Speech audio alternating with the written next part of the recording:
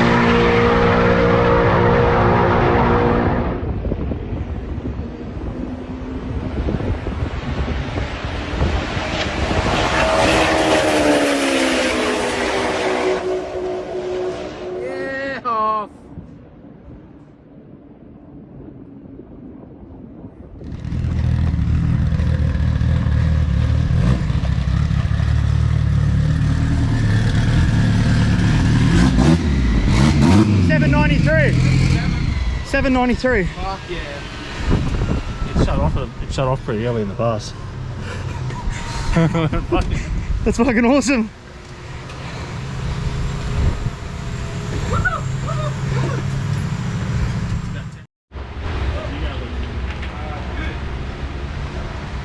Unfucked what we did in the first one. Make sure you get Battle wounds. battle wounds. Speed. That's what happens.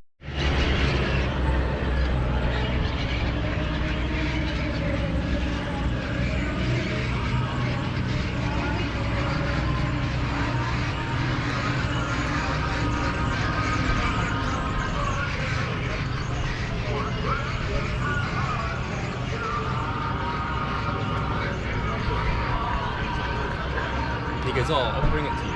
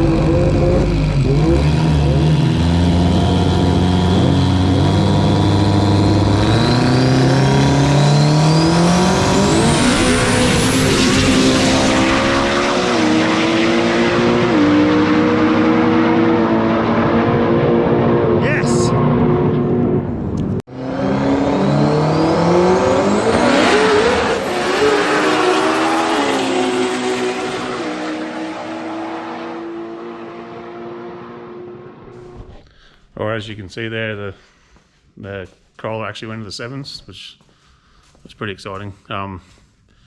Funnily enough, I had to redo my whole power curve, the whole boost delivery, because the side pipe made it make boost faster on the 2-step, more boost on the 2-step, more boost with the same CO2. So the first couple of ones I had problems with wheelies. In fact, on the first run, I actually forgot to empty my catch can. It probably had 3 litres of methanol and oil in there, and it actually put some on the track, so sorry about that. After that, I went a little bit too far the other way, and it went 793. The car is actually getting to 1,000 foot, and it doesn't have any trick suspension in that car, so it's not separating the suspension, it's not pushing the tyres into the ground, and the further you go down the track, the more the weight's off the back tyres, the less track prep there is. The little 235 radials are standing up and the footprint on the ground is very small. So what's happening is it's getting very loose in the deep end, and the car's feels like about 2 meters long, so I don't really feel like staying on it. It gets a bit squirrely, so it's either going to need a wing or it's going to need track prep. That's all the way down. Also, for some reason, the left-hand lane at Willowbank at the moment, there's something weird going on there around 1,000 foot. It's even the stuffed Corolla got loose. Same place. So I'll try and get on the right lane, in the right lane for Jamboree.